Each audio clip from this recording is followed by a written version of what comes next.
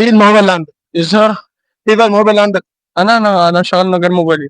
انت بتتكلم جد؟ لا حول ولا قوة الا بالله. لا، الموهبه اللي هتقدمها لنا دلوقتي.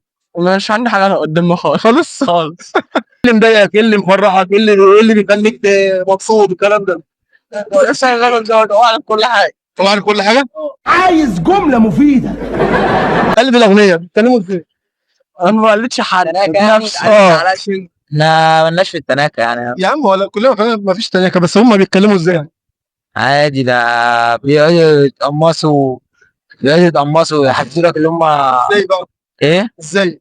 اللي هو مثلا انا مش عارف اوصلها لكم. فلوسي هوريكم انتوا ايه اللي انتوا ماشيين عليه عشان انتوا ماشيين عليه. بس كده؟ اشتري بالك وكده. بفلوس. يعني مش كلهم. امال مين؟ يعني في ناس وفي ناس. يعني في ناس بتتكلم عادي زينا؟ يعني انت مش فاهم. يعني في ناس يعني ما بيحبوش يكبروها على حد، وفي ناس بيحبوا يكبروها.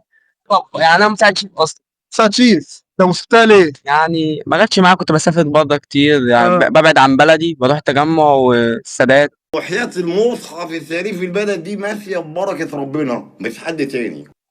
فاهمني؟ بتروح تجمع السادات فببعد عن بلدي انت أصلاً وببقى منين؟ مخنوق. انا من كفر منصور. طوب. طول. احسن ناس يا عم. حبيبي.